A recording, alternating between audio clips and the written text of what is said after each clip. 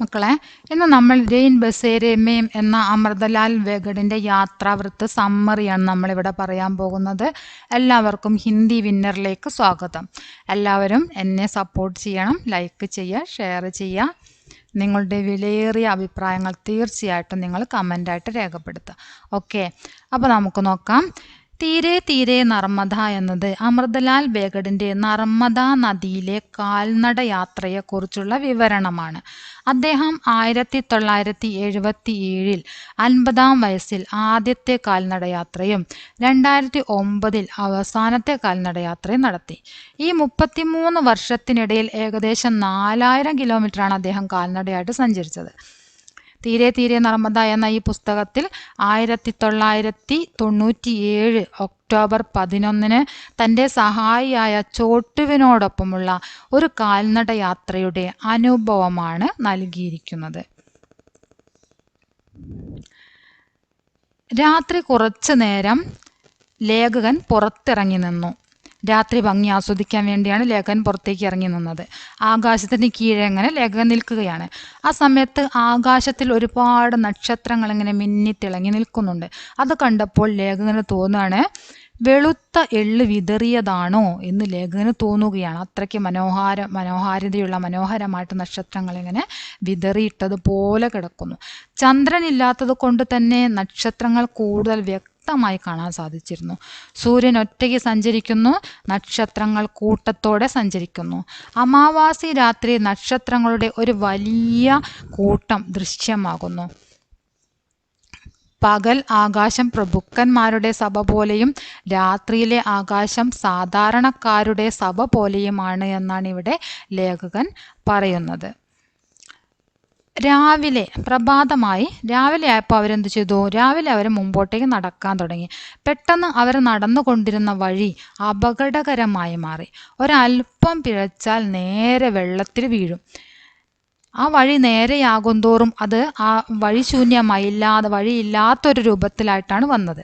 കുത്തനെയുള്ള കയറ്റാണ് പിന്നീട് ഉണ്ടായത്. അവർ നടക്കുന്ന വഴിയിൽ കുത്തനെയുള്ള ഒരു കയറ്റമായിരുന്നു. ആ കുത്തനെയുള്ള കയറ്റം വളരെയധികം പ്രയാസപ്പെട്ട് അവർ കയറി മുകളിലെത്തി.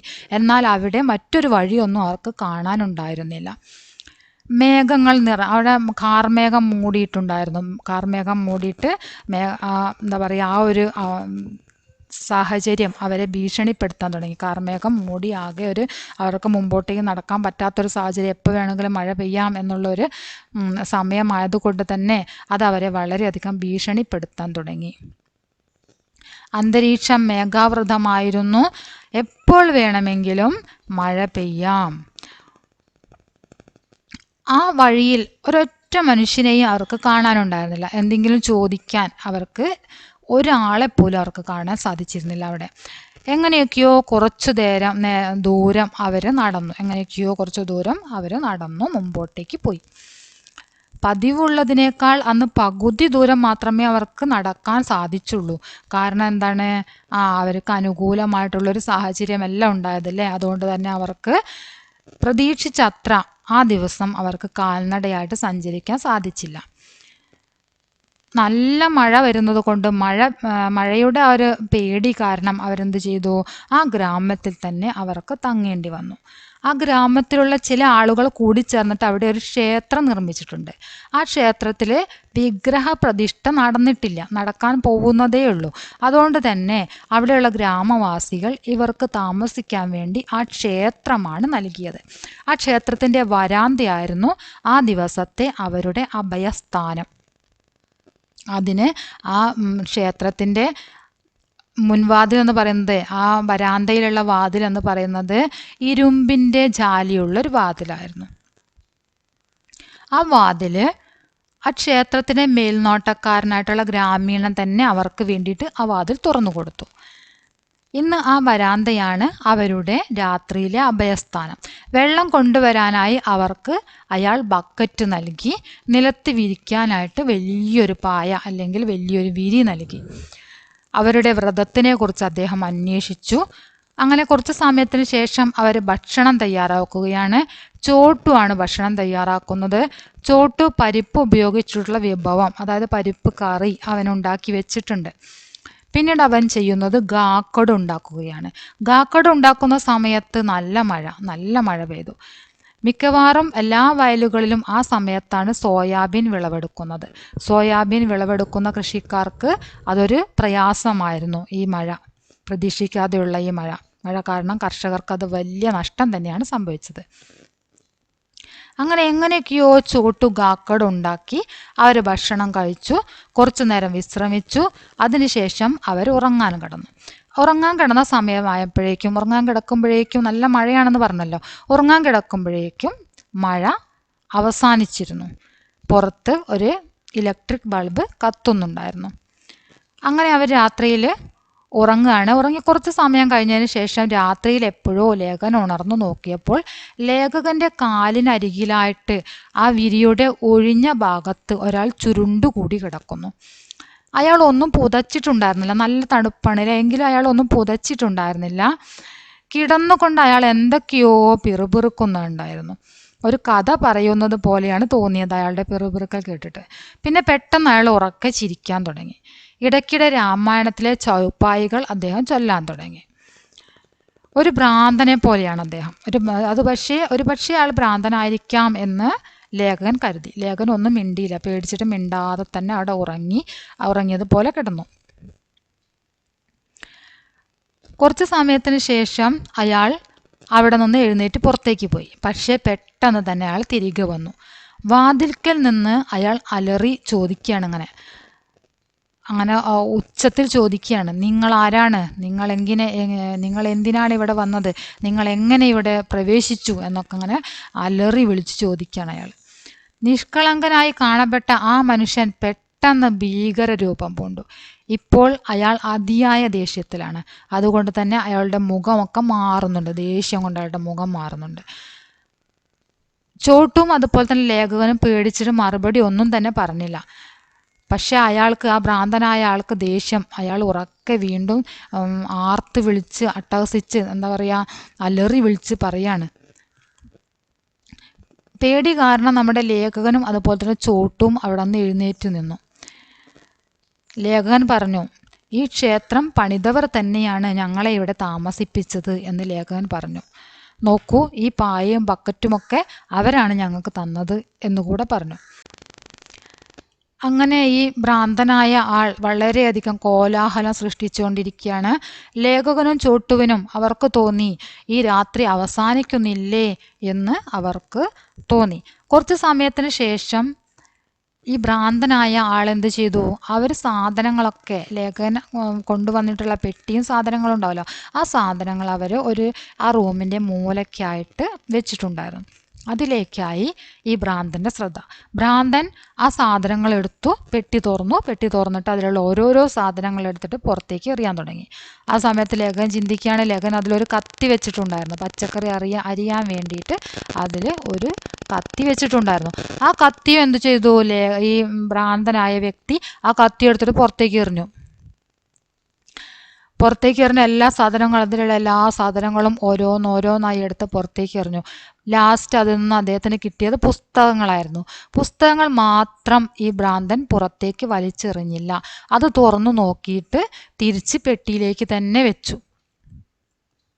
അദ്ദേഹത്തിൻ്റെ എല്ലാ പ്രവൃത്തിയും ശ്വാസമടക്കി ഇങ്ങനെ നോക്കിയിരിക്കുകയാണ് ലേഖകനും ചോട്ടും. പിന്നീട് അദ്ദേഹം ചോദിക്കുകയാണ്, പുസ്തകങ്ങളൊക്കെ തിരികെ ആ പെട്ടിയിലേക്ക് വെച്ചതിന് ശേഷം ചോട്ടുവിന് നേരെ തിരിഞ്ഞിട്ട് ചോദിക്കുന്നു, what is your name? Chhotu വിറയലോടെ പറഞ്ഞു, എനിക്ക് ഇംഗ്ലീഷ് അറിയില്ല. ആ സമയത്ത് അയാൾ ലേഖകനോട് ചോദിക്കുകയാണ്, നിങ്ങൾ എന്താണ് ചെയ്യുന്നത്? അപ്പം ലേഖകൻ പറഞ്ഞു, ഞാൻ ഒരു അധ്യാപകനായിരുന്നു, കുട്ടികളെ പഠിപ്പിക്കുകയായിരുന്നു, ഇപ്പോൾ ഞാൻ വിരമിച്ചു. അദ്ദേഹത്തിൻ്റെ ശബ്ദം വളരെ ശാന്തമായിരുന്നു. നമ്മുടെ ലേഖകൻ വളരെയധികം ശാന്തമായിട്ടാണ് പറഞ്ഞത്. പക്ഷേ അദ്ദേഹത്തിൻ്റെ ഉള്ളിൽ നല്ല ഭയമുണ്ടായിരുന്നു. അത് കേട്ടപ്പോൾ ഈ ഭ്രാന്തനായ, ഞാൻ അധ്യാപകനായിരുന്നു എന്നൊക്കെ പറഞ്ഞത് കേട്ടപ്പോൾ ഈ ഭ്രാന്തനായ വ്യക്തി മിണ്ടാതെ നിന്നു. എന്തോ ഓർക്കുന്നത് പോലെ, എന്തോ നഷ്ടപ്പെട്ടതുപോലെ ഉള്ളൊരു ഭാവമാണ് അദ്ദേഹത്തിൻ്റെ മുഖത്ത് ആ സമയത്ത് കണ്ടത്. കുറച്ച് സമയം ലേഖകനെ തുറിച്ചിങ്ങനെ നോക്കി നിന്നതിന് ശേഷം അയാൾ പറഞ്ഞു, ആ ഭ്രാന്തനായ വ്യക്തി പറയാണ്, ശരി, ഉറങ്ങിക്കോളൂ. അത് കേട്ട ഉടനെ ലേഖകൻ എന്ത് ചെയ്തു? തല മുതൽ പാദം വരെ പുതച്ച് ഉറങ്ങാൻ വേണ്ടി കിടന്നു. അയാൾ പോയിട്ടുണ്ടാകും എന്നാണ് ലേഖകൻ കരുതിയത്. പക്ഷേ കുറച്ച് സമയത്തിന് ശേഷം വിചിത്രമായ ഒരു സംഭവമാണ് അവിടെ നടന്നത്. പെട്ടെന്ന് തന്നെ ആ ഭ്രാന്തനായ വ്യക്തി നമ്മുടെ ലേഖകന്റെ കൈകാലുകൾ വളരെയധികം സ്നേഹത്തോടെ തടവാൻ തുടങ്ങി. പക്ഷെ അദ്ദേഹത്തിന്റെ കൈകൾക്ക് നല്ല ശക്തി ഉണ്ടായിരുന്നു. നല്ല ശക്തമായ കൈകളായിരുന്നു അദ്ദേഹത്തിന്. അതായത് അയാളൊരു ശക്തിയുള്ള മനുഷ്യനായിരുന്നു എന്നാണ് പറഞ്ഞത്. ലേഖനാകെ ഭയം തോന്നാൻ തുടങ്ങി. എന്താണ് ഭയം തോന്നാനുള്ള കാരണം? ആ നല്ല ശക്തിയുള്ള ആ ഭ്രാന്തനായ വ്യക്തിയാണല്ലേ, അയാൾ കൈകൾ തടവുമ്പോൾ കൈകളിലെ വിരലുകൾ ഒടിഞ്ഞു പോകുമോ എന്ന് പോലും നമ്മുടെ ലേഖകൻ ഭയപ്പെട്ടു. പിന്നീട് അയാൾ ലേഖകന്റെ കൈ തുറന്നിട്ട് കയ്യിലെന്തോ വെച്ചു കൊടുത്തു. കൈപ്പിടി തുറന്നു. എന്നിട്ട് കയ്യിലെന്തോ വെച്ചിട്ട് അയാൾ അവിടെ നിന്നും പുറത്തേക്ക് പോയി.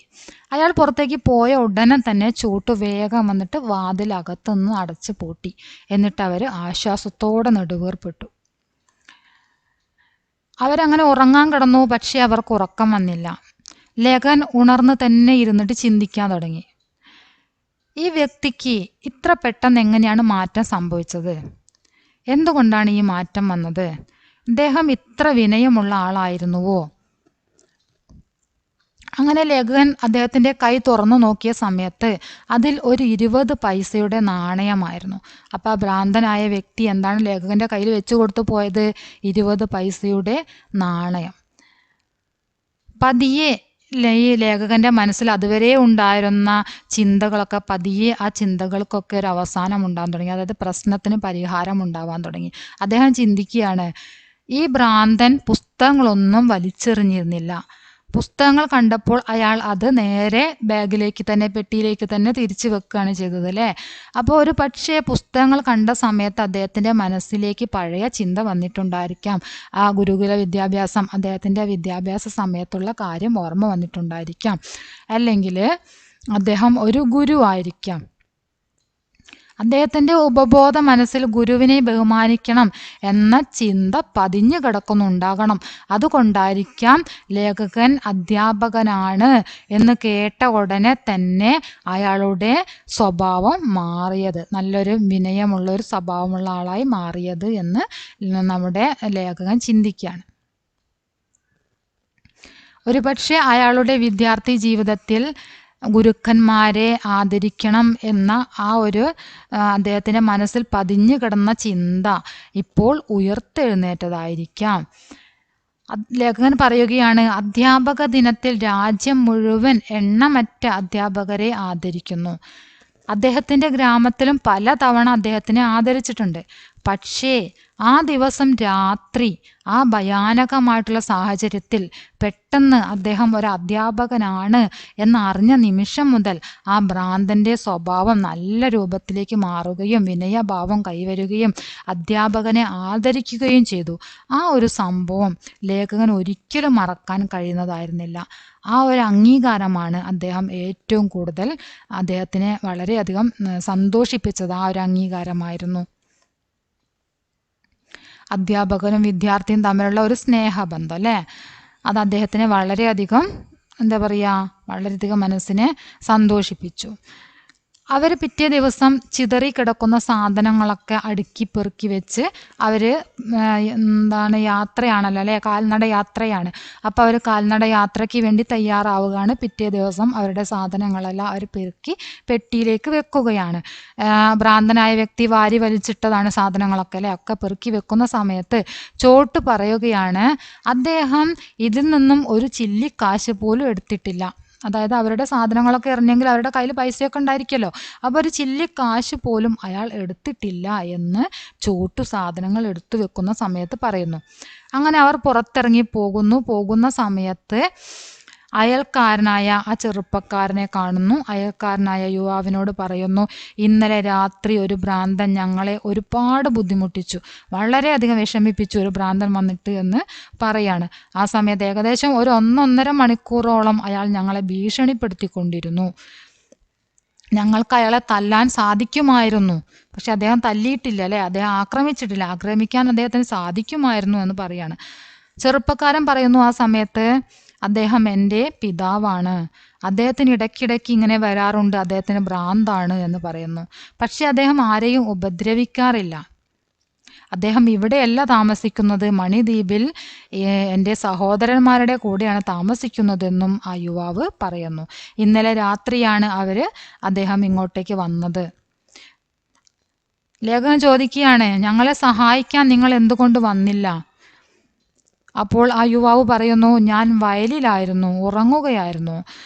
സോയാബീൻ വിളവെടുപ്പാണല്ലോ, അപ്പോൾ അവിടെ തന്നെയായിരുന്നു ഞാൻ. അവിടെ നിന്ന് ഞാൻ സോയാബീൻ വിളവെടുക്കുകയായിരുന്നു. ഞാൻ ഇപ്പോൾ എത്തിയതേ ഉള്ളൂ. നിങ്ങളുടെ അടുത്തു നിന്ന് വന്നതിന് ശേഷം പിതാവ് ഇവിടെ നിന്നും എന്താ പറയുക, പ്ലാറ്റ്ഫോമിലേക്കാണ് പോയത് എന്ന് പറയുന്നു. ലേഖകൻ പറയുന്നു, ഞങ്ങളും ആ വഴി തന്നെയാണ്. ഞങ്ങളും എന്താ പറയുന്നത്, ഞങ്ങളുടെ യാത്രയും ആ പ്ലാറ്റ്ഫോം വഴി തന്നെയാണ് എന്ന് പറയുന്നു. അങ്ങനെ അവർ രണ്ടുപേരും, ചോട്ടുവും ലേഖകനും യാത്ര തുടരുന്നു. യാത്ര ചെയ്യുന്ന സമയത്ത് അവിടെ വെച്ചിട്ട്, ആ പ്ലാറ്റ്ഫോമിൽ വെച്ചിട്ട് നമ്മുടെ ഭ്രാന്തനായ ആ വ്യക്തിയെ കാണുന്നു. ഭ്രാന്തനായ വ്യക്തിയെ കണ്ടെങ്കിലും അവർ യാതൊരു ശ്രദ്ധയും അയാളെ മൈൻഡ് ചെയ്തില്ല. അവരെ ശ്രദ്ധിക്കാതെ പോവുകയാണ്. പോകുന്ന സമയത്ത് ആ ഭ്രാന്തൻ അവരുടെ അരികിലേക്ക് വരികയും, ഗുരുദേവ് എന്നോട് ക്ഷമിക്കണം, എന്നോട് ക്ഷമിച്ചാലും എന്ത് ചെയ്യാനാണ്, എനിക്ക് അങ്ങനെ ഒരു പെട്ടെന്ന് അതിൻ്റെ സ്വഭാവമാറ്റം വരുന്നതാണ്, ഞാൻ എന്തു ചെയ്യാനാണ്, എനിക്ക് അസുഖമാണ് എന്നൊക്കെ പറഞ്ഞിട്ട് നമ്മുടെ ലേഖകൻ്റെ കാല് തൊട്ട് വണങ്ങുന്നു. ആ കാല് തൊട്ട് വണങ്ങുന്ന സമയത്ത് അയാളുടെ മുഖത്ത് കുറ്റബോധമുണ്ടായിരുന്നു, അയാളുടെ കണ്ണുകളിൽ കണ്ണുനീരുമുണ്ടായിരുന്നു. ലേഖകൻ പറയുന്നു, ആ സമയത്ത് ലേഖകൻ എന്താ പറഞ്ഞത്, ബായി തും നെഹി ജാനതേക്ക്, നിങ്ങൾക്കറിയാമോ, നിങ്ങൾ ഗുരുക്കന്മാരെ എത്രമാത്രം ബഹുമാനിക്കുന്നു എന്ന് നിങ്ങൾക്കറിയാമോ? ഒരു ഗുരുവിനെ മാത്രമല്ല, നിങ്ങൾ എല്ലാ ഗുരുക്കന്മാരെയും ആദരിക്കുന്നു, ബഹുമാനിക്കുന്നു. നിങ്ങളുടെ ആ ആദരവ്, നിങ്ങളുടെ ആ ബഹുമാനം ഞാൻ വളരെയധികം എനിക്ക് വളരെയധികം എന്താണ് ഒരു അംഗീകാരം, എനിക്ക് കിട്ടിയൊരു നല്ലൊരു ബഹുമതിയാണത് എന്ന് ലേഖകൻ പറയുകയാണ്. കാരണം എന്നെ നാട് മുഴുവൻ അംഗീകരിച്ചിട്ടുണ്ട്. ആ എന്താ പറയുക, അധ്യാപക ദിനത്തിൽ എന്നെ ആദരിക്കുന്നു, ഗ്രാമത്തിലുള്ളവർ ആദരിക്കാറുണ്ട്, എല്ലാ അധ്യാപകരെയും അധ്യാപക ദിനത്തിൽ ആദരിക്കുന്നു. പക്ഷേ ആ ഒരു ആദരവിനേക്കാൾ കൂടുതൽ എനിക്ക് ബഹുമാനമുള്ളതായിട്ട്, നല്ലതായിട്ട് എനിക്ക് തോന്നിയത് നിങ്ങളുടെ ആ ദിവസത്തെ ആ ഒരു ഭ്രാന്തമായിട്ടുള്ള ആ ഒരു വല്ലാത്തൊരവസ്ഥയായിരുന്നു അപ്പോഴല്ലേ. ആ ഒരു വല്ലാത്ത അവസ്ഥ എന്ന് പറഞ്ഞാൽ അവർ ഭയപ്പെട്ടിരിക്കുന്ന ഒരവസ്ഥയാണ്. ഭയപ്പെട്ടിരിക്കുന്ന സമയത്ത് അധ്യാപകനാണ് എന്ന് കേട്ട ഉടനെ തന്നെ അയാളുടെ സ്വഭാവം വിനയരൂപത്തിലേക്ക് മാറി. പിന്നെ അദ്ദേഹം അയാളെ ആദരിച്ചു. അയാളുടെ കയ്യിലുണ്ടായിരുന്ന ഒരു 20 പൈസയെങ്കിലും 20 പൈസ അയാളുടെ കയ്യിൽ വെച്ചു കൊടുത്തു. അയാളെ കാല് തൊട്ട് വണങ്ങി. അപ്പോൾ ആ ആദരവ്, അദ്ദേഹത്തിന് കൈകാലുകളൊക്കെ തടവി കൊടുത്തു. അതൊക്കെയാണ് അദ്ദേഹത്തിന് ആ സമയത്ത് ചെയ്യാൻ പറ്റിയിരുന്ന, അദ്ദേഹത്തിനോട് ബഹുമാനം കാണിക്കാനുണ്ടായിരുന്ന കാര്യങ്ങൾ. അപ്പോൾ ആ കാര്യങ്ങളൊക്കെ കാണിച്ചു അല്ലേ. അപ്പം ലേഖകൻ പറയാണ്, എനിക്ക് ഏറ്റവും കൂടുതൽ അംഗീകാരം ലഭിച്ചത് ആ ദിവസമായിരുന്നു. നിങ്ങൾ തന്ന നാണയം ഇപ്പോഴും എൻ്റെ കൈവശമുണ്ട്. ആ നാണയം ഇപ്പോഴും എൻ്റെ കൈവശമുണ്ട് എന്ന് ലേഖകൻ പറയുന്നു. അങ്ങനെ അവരെന്ത് ചെയ്യുന്നു, അവരുടെ യാത്ര മുന്നോട്ടേക്ക് തന്നെ പോവുകയാണ്. രണ്ടുപേരും യാത്ര തുടരുന്നു. ഓക്കെ, അപ്പം അത്രയാണ് നമ്മുടെ രൈൻ ബസേരെ മേം എന്ന യാത്രാവൃത്ത്. വളരെ മനോഹരമായ ഒരു യാത്രാ അനുഭവമായിരുന്നു. ആ യാത്രാ അനുഭവം നമ്മൾ പഠിച്ചു കഴിഞ്ഞു. അത് നമ്മൾ ഫുള്ള് മലയാളത്തിൽ ഇപ്പോൾ പറഞ്ഞു. ഇനി അടുത്തതായിട്ട് നമുക്ക് ഇതിൻ്റെ 1 വേർഡ് ക്വസ്റ്റ്യൻ, അതുപോലെ തന്നെ ടെക്സ്റ്റ് ബുക്ക് ആക്ടിവിറ്റി എല്ലാം അടുത്ത് തന്നെ ചെയ്യുന്നതാണ്. നിങ്ങളുടെ അഭിപ്രായങ്ങൾ തീർച്ചയായിട്ടും രേഖപ്പെടുത്തുക. ലൈക്ക് ചെയ്യാൻ മറക്കല്ലേ. എല്ലാവരും ലൈക്ക് ചെയ്യണം കേട്ടോ.